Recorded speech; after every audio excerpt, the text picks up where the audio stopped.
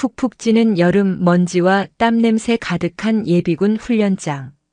앳된 얼굴에 일병 조교가 소리쳤지만 그의 목소리는 허공에 흩어졌습니다.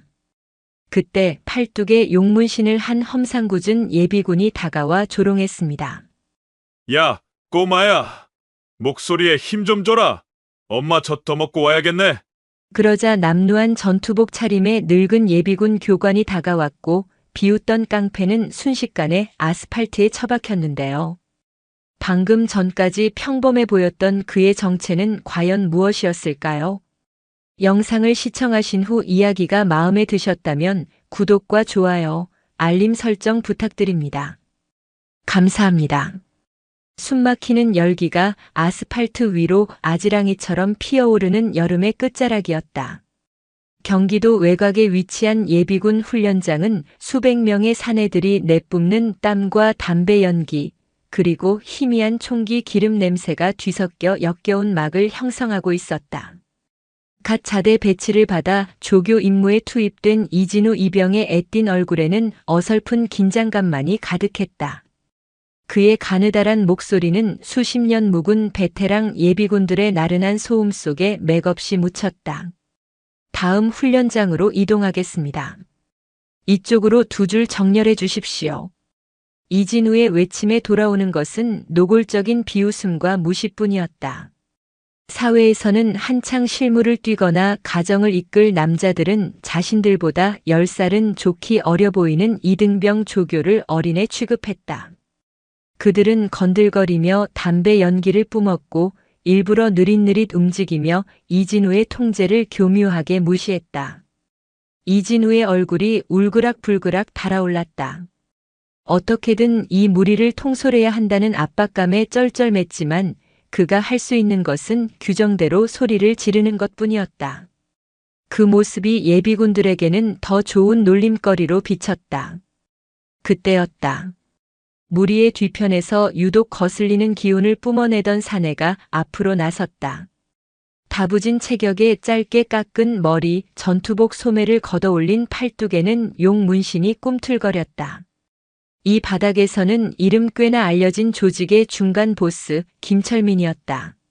며칠 전 라이벌 조직과의 패싸움으로 골치가 아팠는데 하필 이런 날 훈련이 잡혀 아침부터 속이 뒤틀려 있었다. 김철민은 이진우의 어설픈 모습을 삐딱하게 지켜보고 있었다. 가뜩이나 짜증이 솟구치는데 애송이 군바리가 앞에서 깔짝대는 꼴이 눈에 거슬렸다. 그는 다른 예비군들이 낄낄대는 틈을 타 이진우의 뒤로 성큼 다가갔다. 야!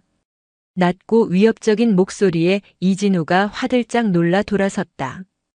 그 순간 짝하는 마찰음과 함께 이진우의 고개가 거칠게 돌아갔다. 김철민이 손바닥으로 그의 뒤통수를 후려친 것이었다. 방탄모가 벗겨질 정도의 충격은 아니었지만 수백 명이 보는 앞에서 군복 입은 군인의 명예를 짓밟고 모욕감을 주기에는 충분했다. 대충 해, 이 새끼야. 김철민이 이죽거리며 한 걸음 더 다가섰다. 이진우는 뒷목을 감싸 쥔 채 아무 말도 못하고 눈만 끔뻑였다. 공포가 그의 혀를 마비시켰다. 훈련장의 공기가 싸늘하게 얼어붙었다. 하지만 그것도 잠시 몇몇 예비군들이 그 광경을 보며 키득거리기 시작했다. 웃음소리는 전염병처럼 퍼져나갔다. 이진우는 수치심과 공포로 눈가가 뜨거워지는 것을 느꼈다. 그는 자신을 때린 김철민보다 이 상황을 방관하며 조롱하는 수십 개의 눈동자에 더 큰 절망을 느꼈다. 김철민은 이진우의 어깨를 한 번 더 거칠게 밀치고는 마치 왕이라도 된 듯 무리 한가운데로 돌아가 담배에 불을 붙였다. 이진우는 떨리는 손으로 방탄모를 고쳐 쓰고 다음 장소로 인솔을 시작했다. 그의 목소리는 아까보다 더 형편없이 떨리고 있었다. 그 누구도 이 작은 폭력에 대해 문제를 제기하는 사람은 없었다. 마치 당연한 서열 놀이인 것처럼 혹은 자신과는 상관없는 불쾌한 해프닝인 것처럼 모두가 침묵하고 동조했다. 이진우의 마음속에서는 무언가 단단히 부서져 내리고 있었다. 다음 훈련은 사격이었다. 예비군 훈련 중 유일하게 실질적인 긴장감이 감도는 시간. 사격장의 통제는 다른 훈련장과 달랐다. 갓 20살을 넘긴 이등병 조교 대신 동원 훈련에 참여한 예비역 장교들이 조교 임무를 맡고 있었다. 그들은 대부분 대위나 중위로 전역한 이들로 현역 시절의 경험과 몸에 밴 책임감으로 사격장을 엄격하게 통제했다. 사격장에서는 일절 잡담을 금합니다. 통제관의 지시에 불응할 시 즉각 퇴소 조치합니다. 날카로운 안경을 쓴 예비역 대위 교관이 저렁저렁하게 외쳤다. 하지만 김철민에게는 그조차 우습게 보일 뿐이었다. 어차피 똑같은 예비군 주제에 유난 떨기는. 그는 껌을 질겅 씹으며 삐딱한 자세로 서 있었다. 김철민은 네 번째 사로에 배정받았다. 그는 K2 소총을 받아들고 엎드려 쏴 자세를 취했다. 교관이 사로를 돌며 사수들의 자세와 장비 착용 상태를 점검했다. 특히 중요한 것은 탄피 수거망이었다. 네 번째 사수, 탄피 수거망 제대로 결착합니다. 교관이 김철민의 어깨를 툭 치며 지적했다. 김철민은 수거망을 대충 총기에 걸쳐 놓았을 뿐 고정 클립을 제대로 채우지 않은 상태였다. 아, 예. 합니다. 해. 김철민은 건성으로 대답하며 수거망을 만지작거렸지만 여전히 클립을 완벽하게 채우지 않았다. 귀찮다는 티를 노골적으로 냈다. 교관은 한숨을 내쉬었지만 일단 다음 사로로 이동하며 재차 경고했다. 사격 개시 통제관의 명령이 떨어지자 훈련장에 날카로운 총성이 울려 퍼지기 시작했다. 김철민도 표적을 향해 방아쇠를 당겼다. 첫 발, 둘째 발. 그런데 셋째 발을 격발하는 순간 제대로 결착되지 않은 탄피 수거망이 총기의 반동을 이기지 못하고 팅 소리와 함께 튕겨나갔다. 그리고 방금 격발된 벌겋게 달아오른 탄피가 수거망으로 들어가지 못하고 허공으로 튀어올랐다. 악! 탄피는 정확히 김철민의 오른쪽 눈 아랫부분, 방탄 헬멧이나 사격용 고글이 가려주지 못하는 사각지대를 강타했다. 쇠붙이가 살을 태우는 듯한 극심한 고통이 안구를 파고들었다. 시발. 김철민은 총을 내팽개치다시피 하며 얼굴을 감싸쥐었다. 사격 중지. 사격 중지.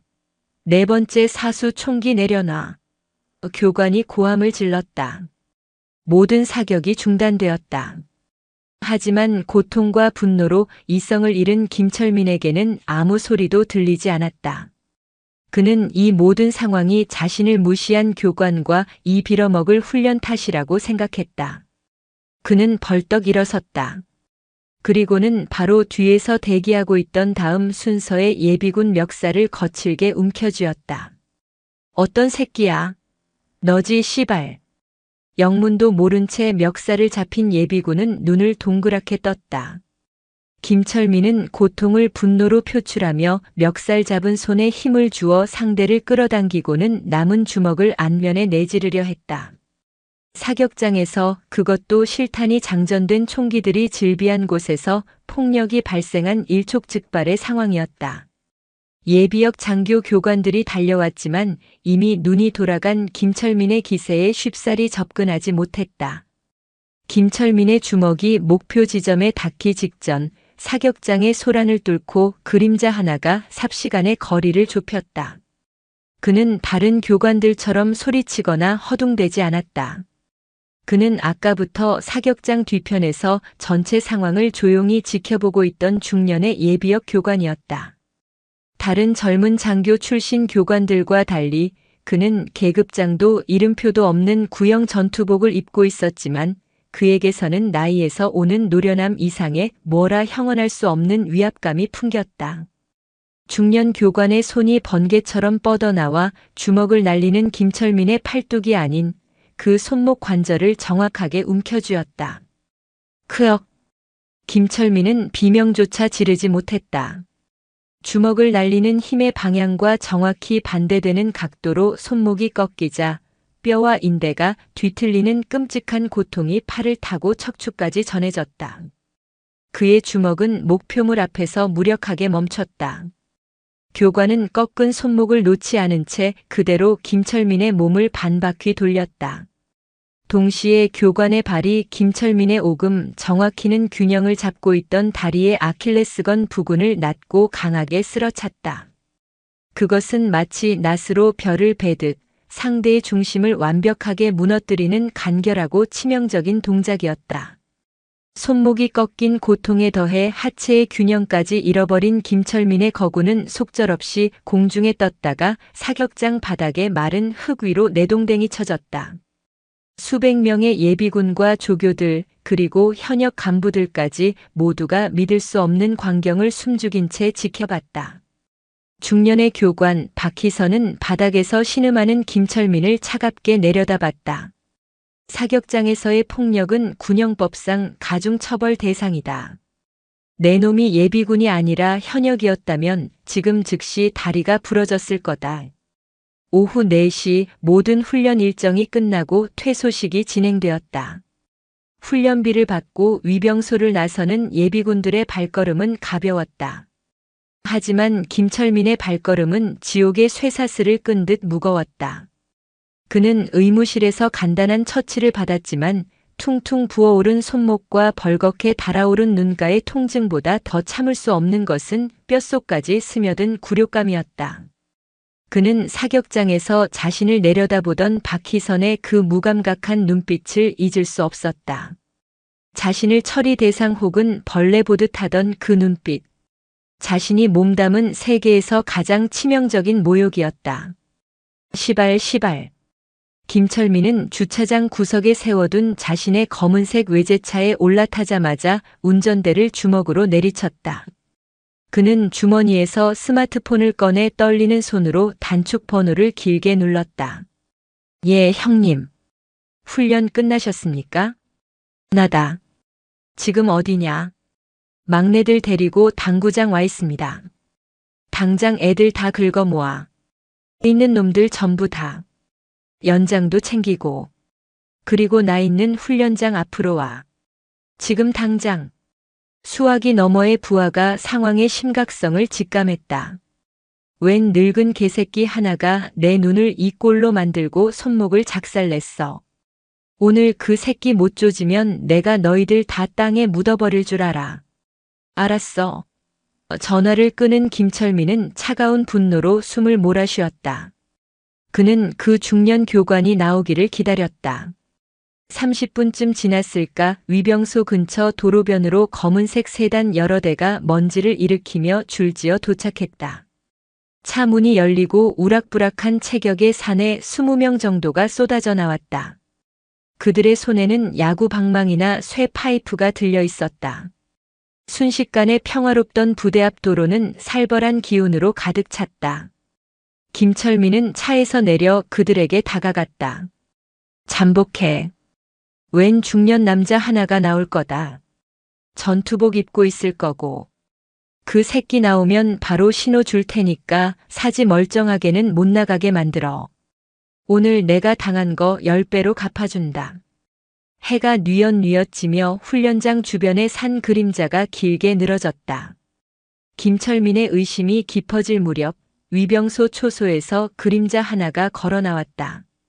아까 사격장에서 자신을 제압했던 바로 그 중년 교관이었다.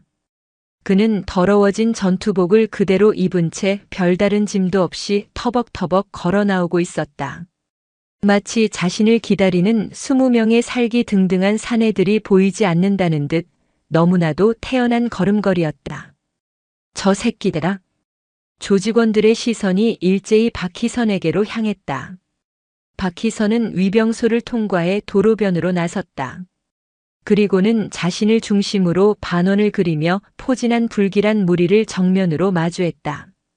그의 표정에는 당황이나 공포, 심지어 놀라는 기색조차 없었다. 이 태연함이 김철민의 분노를 더욱 부채질했다. 야, 늙은이. 아까는 군복 입고 계급장 믿고 나댔지? 여긴 군대 밖이야. 20세끼야. 김철민이 손짓하자 조직원들이 쇠 파이프와 방망이를 고쳐 쥐며 천천히 포위망을 좁혀왔다. 완벽하게 고립된 상황, 20명대 1명. 박희선은 여전히 미동도 하지 않았다. 그는 김철민을 지나 그 뒤에 도열한 조직원들을 천천히 훑어봤다. 그리고는 김철민에게 시선을 고정하고 입을 열었다. 그의 목소리는 사격장에서와 마찬가지로 낮고 차분했다. 여기서 멈추는 게 좋을 거다. 너희들을 위해서. 그 말에 김철민은 어이가 없다는 듯 폭소를 터뜨렸다. 지금 이 상황에 내 놈이 우리를 걱정해? 늙더니 노망이라도 났나? 얘들아 뭐해? 저 새끼 입부터 찢어놔. 가장 가까이 있던 조직원 2명이 고함을 지르며 박희선에게 달려들었다. 한 놈은 쇠 파이프를 머리 위로 치켜들었고 다른 한 놈은 박희선의 복부를 향해 야구방망이를 휘둘렀다. 박희선은 피하지 않았다. 그는 오른쪽에서 쇠 파이프를 들고 달려드는 놈을 향해 반보 앞으로 내디뎠다. 쇠 파이프가 정수리를 내리치기 직전 박희선의 손이 상대의 손목을 잡는 동시에 다른 손은 팔꿈치 관절을 쳤다. 우두둑하는 뼈 부러지는 소리와 함께 조직원의 팔이 역방향으로 꺾였다.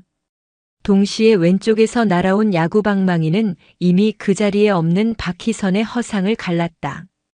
박희선은 첫 번째 놈을 방패 삼아 몸을 회전시키며 두 번째 놈의 측면으로 파고들어 팔꿈치로 상대의 관자놀이를 정확하게 가격했다.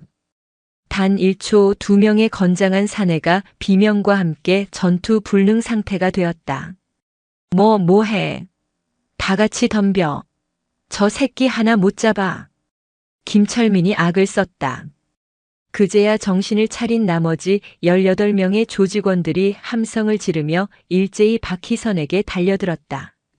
쇠 파이프와 방망이가 비오듯 쏟아졌다. 하지만 박희선은 그들 사이를 유영하듯 파고들었다. 그는 절대 2명 이상을 동시에 상대하지 않았다. 한 놈의 공격을 막는 동시에 그 놈을 무너뜨려 다음 놈의 진로를 방해했다. 그의 움직임에는 단 하나의 군더더기도 없었다. 오직 최소한의 움직임으로 최대한의 파괴력을 내는 수만 번 반복했을 기계적인 정확성만이 존재했다. 부대 앞 도로는 순식간에 아수라장이 되었다. 하지만 그 아수라장은 일방적이었다. 불과 2분도 채 되지 않아 20명의 조직원 중 15명이 전투 불능 상태가 되어 신음하고 있었다. 김철민은 온몸이 사시나무처럼 떨렸다. 저건 인간이 아니었다. 너 정체가 뭐야, 이 개새끼야. 바로 그때였다. 끽. 날카로운 브레이크 소리와 함께 요란한 경광등이나 사이렌도 없이 육중한 검은색 세단 한 대가 그들 사이를 갈라놓듯 멈춰 섰다. 차 문이 열리고 칠흑 같은 정장을 입은 한 남자가 내렸다.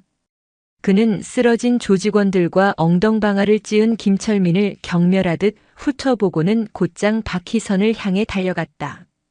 그리고 그는 박희선 앞에서 각 잡힌 부동자세를 취하더니 쩌렁쩌렁한 목소리로 외쳤다. 충성. 늦어서 죄송합니다, 장군님. 장군님. 그 한마디가 방금 전까지 울려 퍼지던 비명과 신음소리를 일순간에 집어삼켰다. 부대 앞을 가득 메운 정적 속에서 김철민은 자신이 잘못 들었기를 바라며 눈만 끔뻑였다. 엉덩방아를 찧은 자세로 굳어버린 그는 방금 나타난 정장 차림의 사내와 자신을 압도했던 중년의 교관을 번갈아 쳐다봤다. 그가 아는 장군이란 그저 뉴스 속에서나 보던 별이 잔뜩 달린 모자를 쓴 나이든 군인일 뿐이었다. 이런 뒷골목 싸움과는 아무런 관련이 없는 존재였다. 박희선은 정장 사내의 경례를 가볍게 목례로 받았다. 그는 부하들의 참혹한 몰골에 넋이 나간 김철민을 향해 마지막으로 시선을 돌렸다. 기회는 줬다. 그 한마디를 남기고 박희선은 정장 사내가 열어준 뒷좌석에 무심하게 올라탔다. 정장 사내는 차 문을 닫기 전 김철민과 바닥에 널브러진 조직원들을 향해 차갑게 말했다. 여기서 일어난 모든 일은 기록되었소. 이분에게 손가락 하나라도 까딱하려 한 죄가 얼마나 무거운지 당신들은 곧 알게 될 거요. 그는 김철민을 향해 명함 지갑에서 종이 한 장을 꺼내 툭 던졌다. 그것은 명함이 아니었다. 그저 이름 석자와 부대 마크 하나만 찍힌 투박하지만 위압적인 종이었다. 육군 중장 박희선. 그리고 그 아래에는 검은 표범이 포효하는 형상의 대한민국 육군 특수전 사령부 마크가 선명하게 찍혀 있었다. 김철민의 눈동자가 지진이라도 난 듯 흔들렸다. 중장.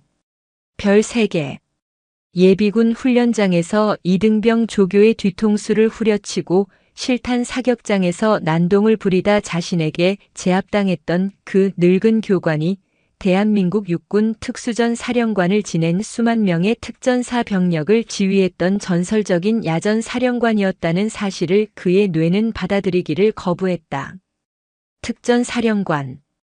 그것은 조폭 세계의 형님이나 보스와는 차원이 다른 존재였다. 국가가 공인한 합법적인 살상 기술의 정점에 서 있던 사람이었다.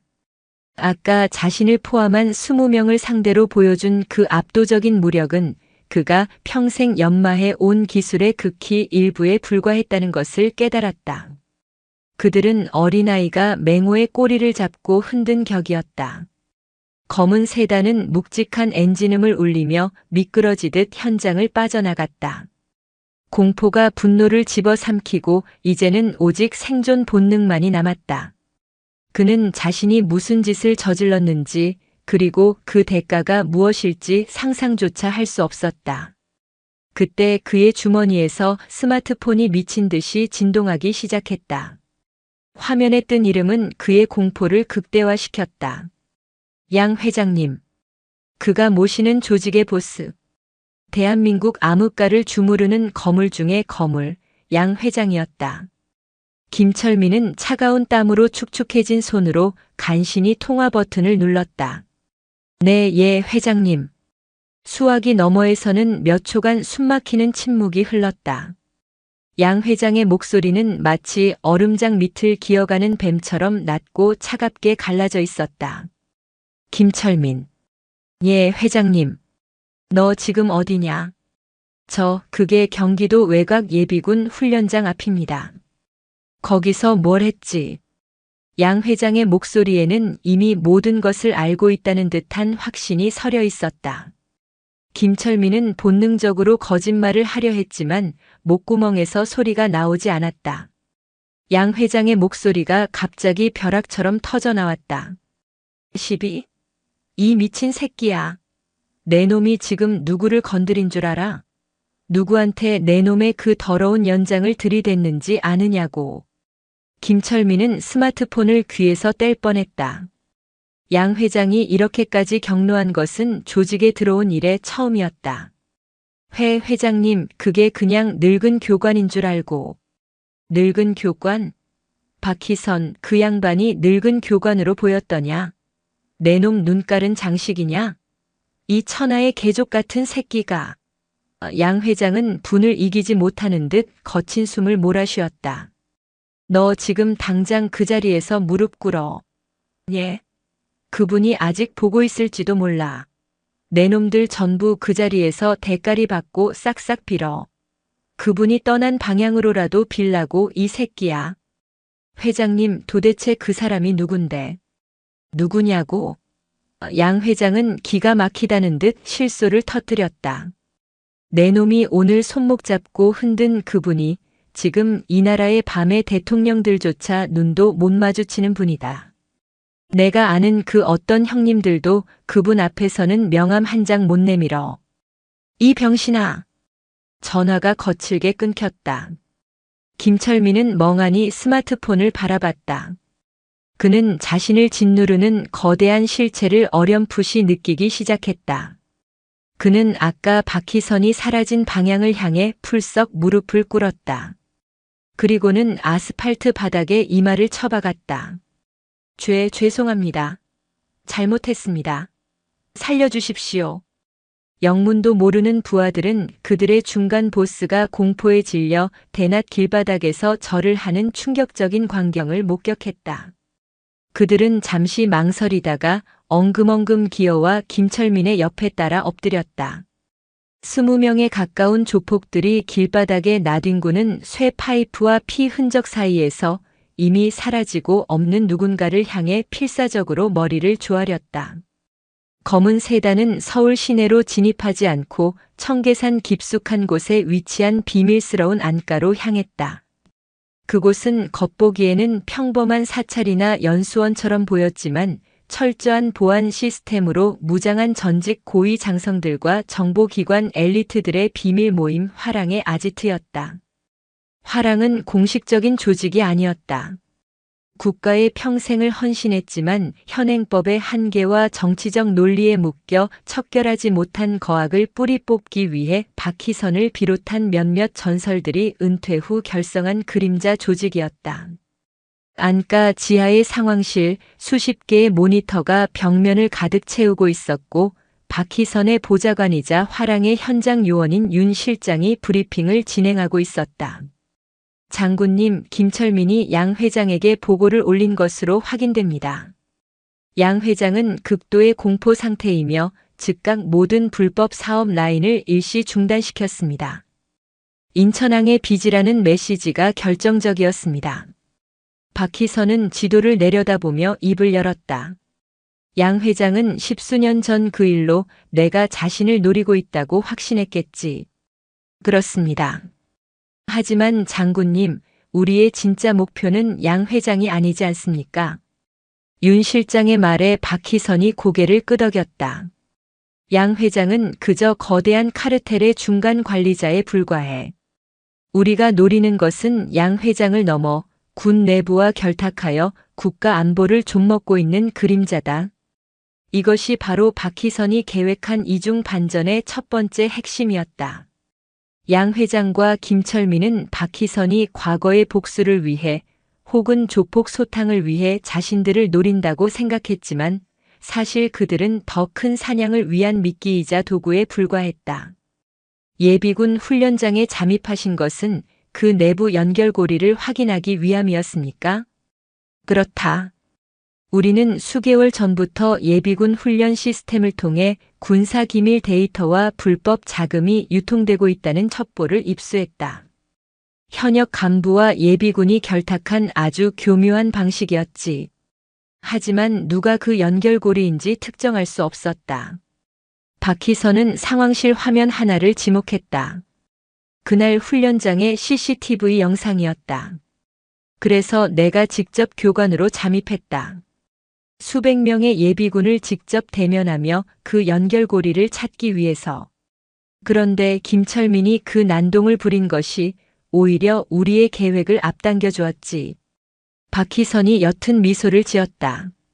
그는 윤 실장에게 다른 영상을 재생시켰다. 실탄 사격장 영상이었다. 김철민이 탄피에 맞고 고통스러워하며 뒤에 있던 예비군을 공격하는 바로 그 장면이었다. 장군님, 이 영상은 김철민이 무고한 예비군을 공격하는 장면입니다. 이것이 어떻게? 윤 실장이 의아해하며 물었다. 박희선은 영상을 느린 화면으로 돌렸다. 자세히 봐. 김철민이 탄피에 맞기 직전이다. 영상 속에서 김철민은 엎드려 쏴 자세로 사격을 하고 있었다. 그리고 그의 바로 뒤 순서를 기다리며 서 있던 한 예비군이 보였다. 그는 안경을 쓴 아주 평범하고 조용해 보이는 인상의 사내였다. 김철민이 격발하는 순간 뒤에 있던 저 남자가 아주 미세하게 김철민의 총기 뒷부분, 정확히는 탄피 수거망을 발로 툭 건드린다. 박희선의 손가락이 화면을 가리켰다. 실제로 그 조용한 인상의 예비군이 앞 사수의 안전을 확인하는 척하며 발을 내밀었다가 아주 찰나의 순간에 김철민의 수거망을 건드리는 장면이 포착되었다. 그 충격으로 수거망이 이탈했고 다음 탄피가 김철민의 얼굴로 튄 것이었다. 이럴 수가. 그럼 저자가 일부러. 그렇다. 그리고 김철민은 고통 속에서 분노했고 본능적으로 자신에게 위해를 가한 뒤쪽의 사내, 즉 저놈의 멱살을 잡은 게지. 김철민은 그저 분노에 차서 날뛰었지만 그의 본능은 정확히 원인 제공자를 지목했다. 윤 실장은 충격에 입을 다물지 못했다. 그럼 저 조용해 보이던 예비군이 바로. 그래. 저자가 바로 우리가 찾던 연결고리이자 양 회장 조직의 특수 요원인 오경택이다. 전직 통신부대 하사 출신으로 현재 양 회장의 유령 회사 소속이지. 박희선은 영상을 계속 재생시켰다. 내가 김철민을 제압하고 모든 시선이 나에게 쏠렸을 때 저놈의 움직임을 봐라. 모두가 박희선의 압도적인 제압술에 경악하고 있을 때 오경택은 슬그머니 일어나 사격장 구석으로 이동했다. 그리고 그곳에서 탄약 불출을 담당하던 현역 간부 중사와 스치듯 지나치며 손에 작은 USB 하나를 건넸다. 그 중사는 그것을 받아 자연스럽게 탄약 상자 밑에 숨겼다. 저 중사가 내부 공모자로군. 맞다. 오경택은 김철민의 오만하고 폭력적인 성향을 미리 파악하고 있었다. 그는 김철민을 자극해 사격장에서 난동을 부리게 만들고 그 혼란을 틈타 내부 공모자에게 군사 기밀이 담긴 데이터를 넘긴 거다. 아주 영리한 방식이지. 누가 저 평범한 예비군을 의심하겠나. 이것이 바로 박희선이 계획하고 유도한 이중 반전의 전모였다. 김철민의 난동은 우연이 아니었다. 그것은 박희선이 아닌 진짜 목표물인 오경택에 의해 유도된 것이었다. 박희선은 김철민을 제압함으로써 훈련장의 영웅처럼 보였지만 그의 진짜 목적은 그 혼란 속에서 오경택과 내부 공모자의 접선 현장을 포착하는 것이었다. 그리고 김철민과 양 회장에게 인천항의 빚을 언급하며 그들을 공포에 떨게 한 것은 그들의 시선을 박희선 자신에게로 돌려 진짜 사냥이 시작되었음을 눈치채지 못하게 하기 위한 고도의 심리전이었다. 박희선 장군을 다시 찾는 것은 불가능에 가까웠다. 그는 현역 시절에도 언론 노출을 극도로 꺼렸고 전역 후에는 그 어떤 공식 석상에도 모습을 드러내지 않았다. 그의 거처는 군 최고 위급 기밀에 붙여져 있었다. 김철민은 양 회장의 지시를 받고 이틀 밤낮을 수소문했지만 그가 알아낼 수 있는 것은 박희선이 이미 민간인 신분이라는 사실뿐이었다. 절망감이 김철민을 덮칠 무렵 그에게 문자 메시지 한 통이 도착했다. 발신자 번호 표시 제한. 내용은 간단했다. 오늘 정오, 어제 그 장소. 김철민은 심장이 멎는 듯 했다. 어제 그 장소. 피와 굴욕으로 얼룩진 훈련장 정문 앞이었다. 그는 양 회장이 준 작은 칼 상자를 품에 안고 부하들 없이 홀로 약속 장소로 향했다. 정오의 훈련장 앞은 어제와 달리 평화로웠다. 김철민은 차를 멀찍이 세우고 어제 자신이 엉덩방아를 찧었던 그 자리로 걸어갔다.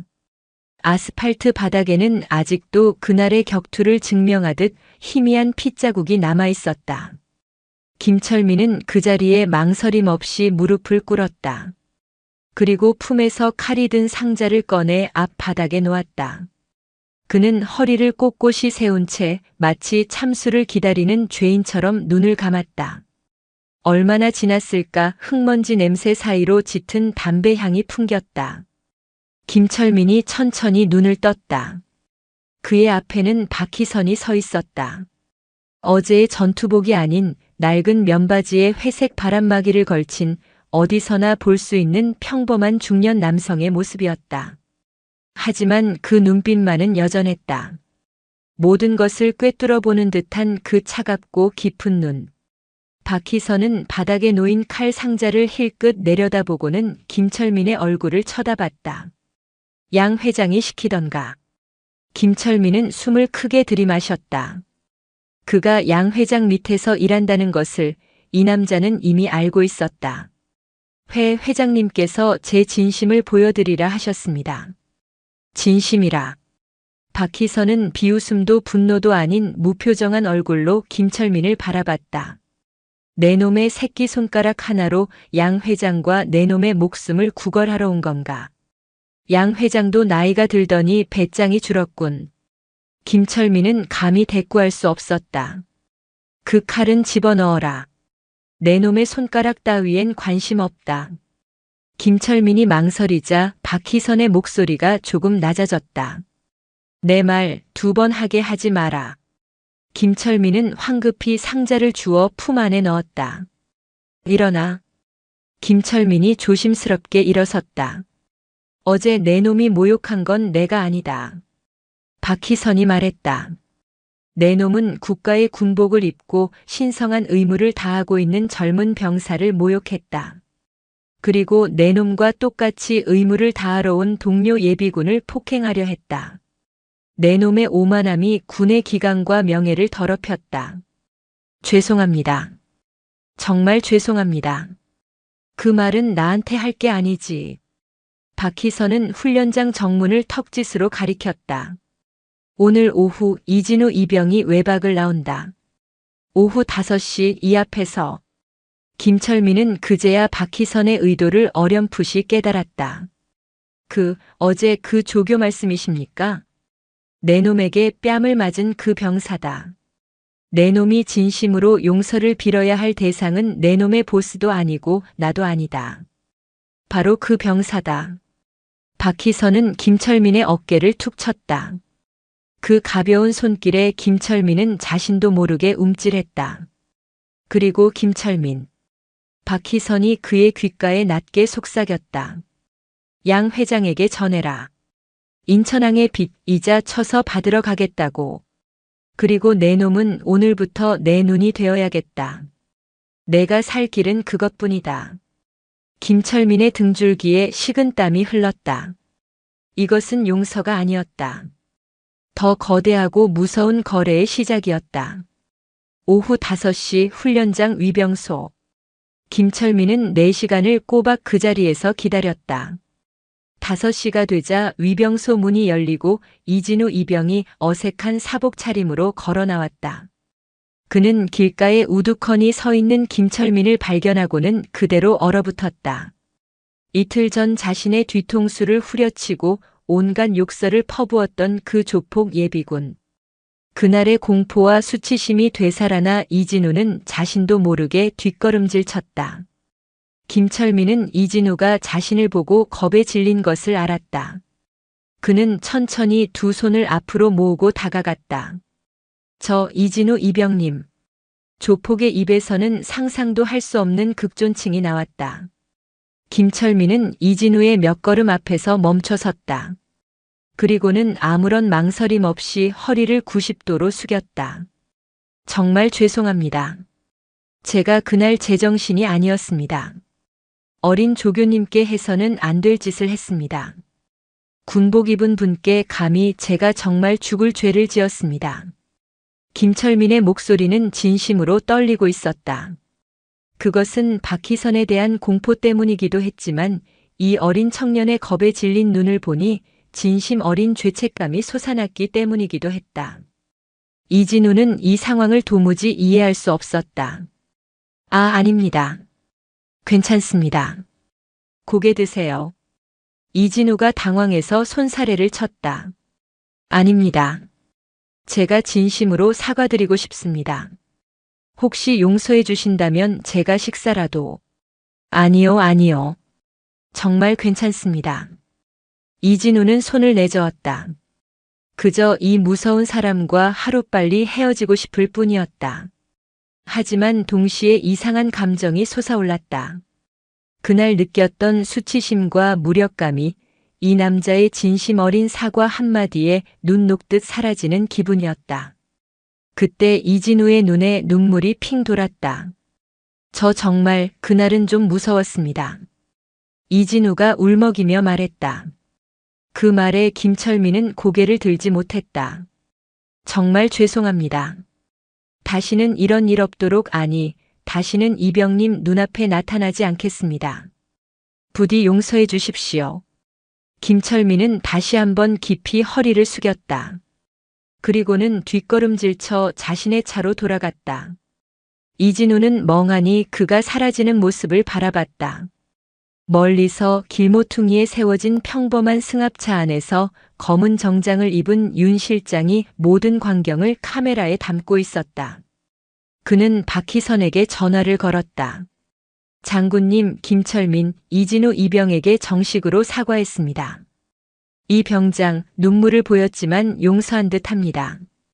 수화기 너머에서 박희선의 낮은 목소리가 들려왔다. 잘 됐군. 이제 김철민을 움직일 시간이다. 양 회장이 미끼를 물었는지 확인해. 이진우의 작은 상처는 치유되었지만 더 거대하고 어두운 싸움은 이제 막 불이 붙고 있었다. 김철민은 박희선의 지령을 받고 그대로 양 회장에게 보고했다. 그는 박희선이 시킨 대로 마치 자신이 직접 알아낸 정보인 양 교묘하게 사실과 거짓을 섞었다. 회장님, 박 장군 쪽에서 움직임이 있습니다. 그들이 오경택을 주시하고 있습니다. 아무래도 오경택이 우리를 배신하고 박 장군 쪽에 붙은 것 같습니다. 이 보고는 양 회장에게 치명타였다. 박희선이라는 거대한 공포가 자신을 옥죄어 오는 상황에서 자신의 핵심 요원이자 군 내부 라인의 키를 쥐고 있던 오경택이 배신했을지도 모른다는 의심은 그를 광기로 몰아넣었다. 오경택은 조직의 너무 많은 비밀을 알고 있었다. 양 회장은 박희선이 자신을 직접 치는 대신 내부 분열을 유도하고 있음을 깨달았다. 하지만 의심의 씨앗은 이미 뿌려졌다. 그는 오경택을 믿을 수 없었다. 박희선이 오경택을 살려두고 자신을 압박하는 카드로 쓸 것이 분명했다. 김철민, 너에게 마지막 기회를 주겠다. 양 회장은 차갑게 말했다. 내가 직접 오경택을 처리해. 박 장군, 그 양반에게 내 놈의 충성심을 증명하는 길은 그분의 사냥개가 되는 것이 아니라 그분이 노리는 사냥감을 먼저 물어 죽이는 것뿐이다.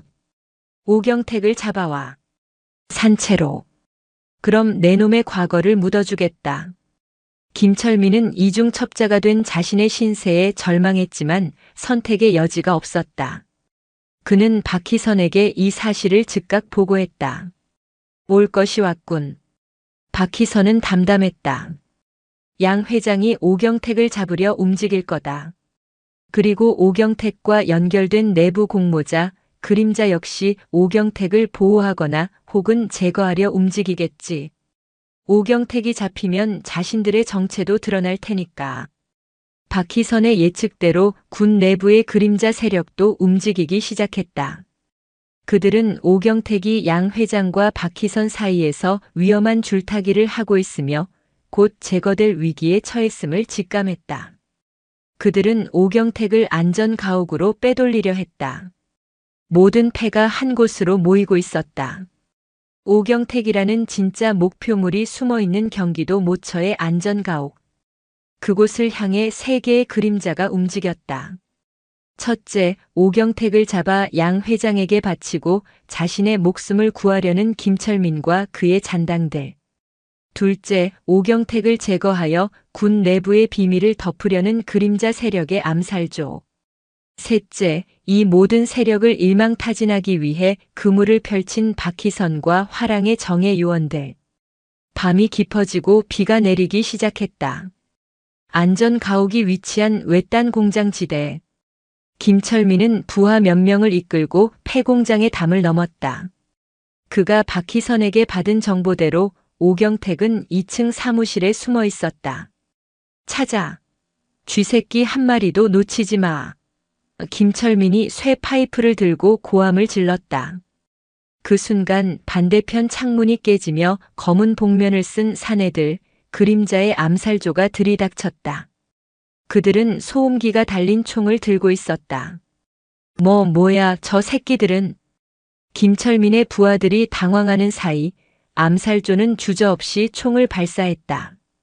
퍽 소리와 함께 김철민의 부하 2명이 쓰러졌다. 시발. 속았다.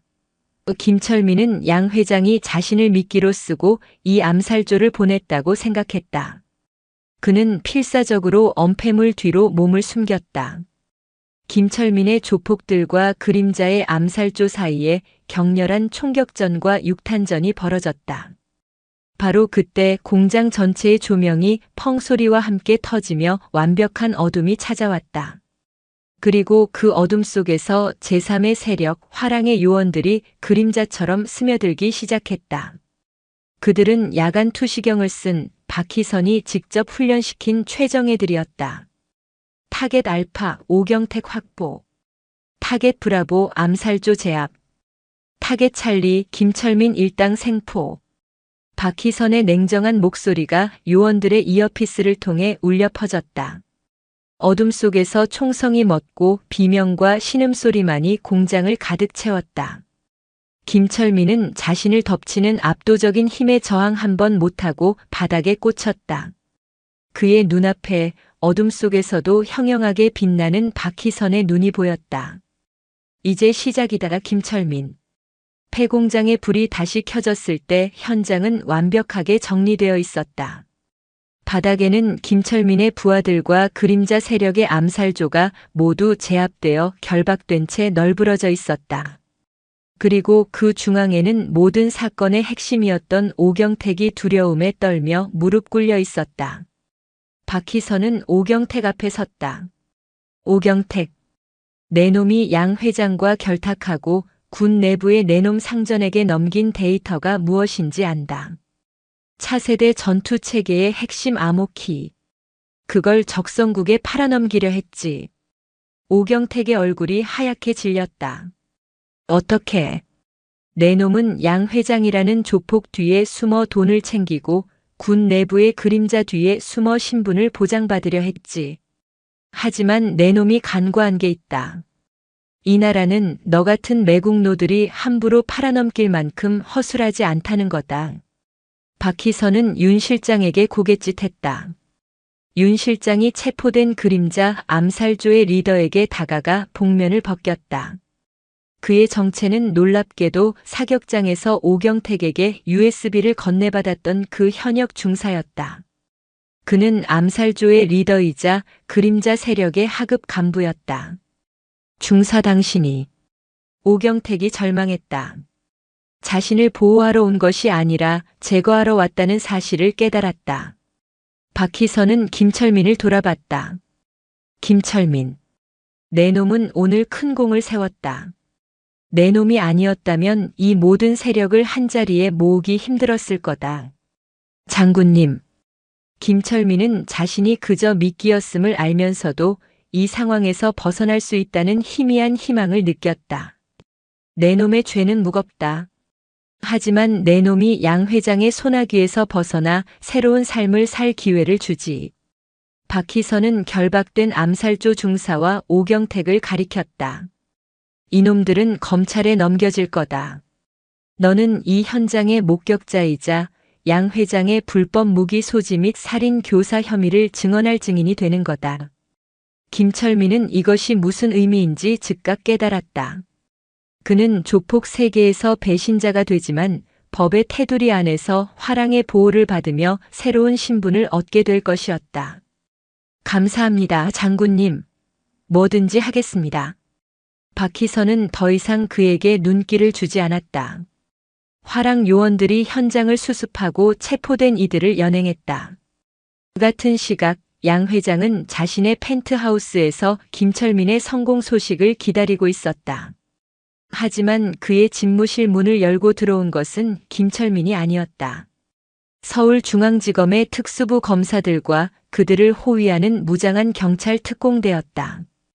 양 회장 씨 살인교사, 국가보안법 위반 공모, 범죄단체 조직 혐의로 긴급 체포합니다. 뭐야?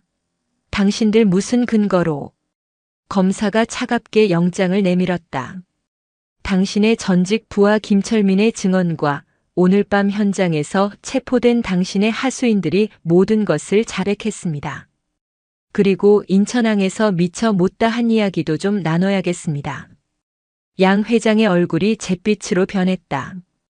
그는 이 모든 것이 자신을 잡기 위한 박희선의 거대한 덫이었음을 깨달았다. 그리고 그 시각 국방부 합동수사단이 그림자 세력의 핵심, 군 내부의 최고 위급 인사의 사무실을 급습했다. 오경택과 현역 중사의 자백이 결정적 증거가 되었다. 단 하룻밤 사이에 대한민국을 좀먹던 거대한 두 개의 암적 조직, 양 회장의 범죄 신디케이트와 군 내부의 매국 세력이 동시에 무너져 내렸다. 사건이 있고 며칠 뒤 뉴스는 연일 대서특필이었다. 대한민국 최대 규모의 폭력 조직 두목 양 회장이 전격 구속되었으며 동시에 군 내부의 대규모 방산 비리 및 기밀 유출 사건이 적발되어 현역 장성급을 포함한 다수의 간부가 체포되었다는 소식이었다. 언론은 이 두 거대 사건이 한 예비군 훈련장에서의 사소한 폭력 시비에서 시작되었다고 보도했다. 한 조폭 출신 예비군 김철민이 훈련장에서 난동을 부리다 제압당한 것에 앙심을 품고 교관에게 복수하려다 오히려 검경의 추적을 받게 되었고 그 과정에서 양 회장의 거대 범죄 조직과 군 내부의 비리까지 드러났다는 그야말로 영화 같은 이야기였다. 물론 그 교관이 누구였는지 화랑의 존재와 박희선의 거대한 작전은 그 어디에도 보도되지 않았다. 김철민은 김동현이라는 새로운 이름과 신분을 얻었다. 그는 검찰의 모든 것을 증언하고 화랑의 증인 보호 프로그램 하에 지방의 한 소도시에서 새로운 삶을 시작했다. 용접 기술을 배워 작은 공업사에서 일했다. 가끔 밤마다 꺾였던 손목이 쑤셔왔지만 그는 그것이 자신의 과거를 잊지 말라는 박희선의 경고라 생각하며 묵묵히 땀 흘려 일했다. 더 이상 누구를 짓밟고 군림하는 삶이 아니었다. 뜨거운 불꽃 앞에서 땀 흘리고 퇴근 후 소주 한 잔에 하루의 피로를 푸는 평범한 살. 그는 처음으로 노동의 신성함과 일상의 소중함을 깨달았다. 이진우 이병은 몇 달 뒤 무사히 만기 전역했다. 그는 전역하는 날 부대장으로부터 알 수 없는 이유의 모범 표창을 받았다. 그는 평생 군대에서의 그 기묘했던 경험을 잊지 못했다. 자신을 때렸던 무서운 조폭 아저씨, 그리고 그를 단숨에 제압했던 수수께끼의 중년 교관. 그는 그 교관이 자신에게 진정한 어른의 모습을 보여주었다고 생각했다. 무력감과 수치심에 빠져있던 자신에게 보이지 않는 곳에서 정의가 어떻게 작동하는지를 가르쳐준 스승과도 같았다. 그는 복학 후 법학을 전공하기로 결심했다. 힘없는 사람들을 지키는 검사가 되고 싶다는 새로운 꿈이 생겼다. 박희선은 청계산 안가 자신의 집무실에서 창밖의 산을 바라보고 있었다. 책상 위에는 빛바랜 흑백 사진 하나가 놓여 있었다. 수십 년 전 그가 젊은 특전사 대위 시절 전우들과 함께 찍은 사진이었다. 사진 속의 젊은이들 중 절반은 이미 국가를 위해 목숨을 바쳤다. 윤 실장이 들어와 차를 건넸다. 장군님, 양 회장과 그림자 세력 모두 재판에 넘겨졌습니다. 최소 무기 징역입니다. 수고했네. 박희선은 차를 한 모금 마셨다. 이제 좀 쉬시겠습니까? 박희선은 사진을 물끄러미 바라보다가 고개를 저었다. 아니, 아직 뿌리 뽑아야 할 독초가 많아. 저들은 그저 가지였을 뿐이야. 그의 눈은 여전히 사격장에서 김철민을 내려다보던 그날처럼 차갑고 깊었다. 오만한 조폭은 자신의 오만함으로 인해 모든 것을 잃고 새로운 삶을 강요받았고 무고한 이등병은 상처를 치유받고 새로운 꿈을 찾았으며 거대한 악의 두 축은 뿌리째 뽑혀나갔다. 이 모든 것은 한 명의 숨겨진 영웅, 박희선의 치밀한 계획과 압도적인 힘에 의해 이루어졌다. 김철민이 이등병의 뺨을 후려쳤을 때 시작된 작은 파문은 박희선이라는 거대한 벽에 부딪혀 거대한 해일이 되어 썩어 빠진 범죄의 제국을 덮쳐버렸다. 그날 훈련장의 예비군들이 목격했던 것은 단순한 제압이 아니었다. 그것은 이 사회에 아직 정의가 살아있음을 알리는 압도적이고 통쾌한 심판의 서막이었다. 박희선과 화랑에 보이지 않는 전쟁은 그렇게 또 한 번의 승리를 거두었다. 그리고 또 다른 시작을 준비하고 있었다.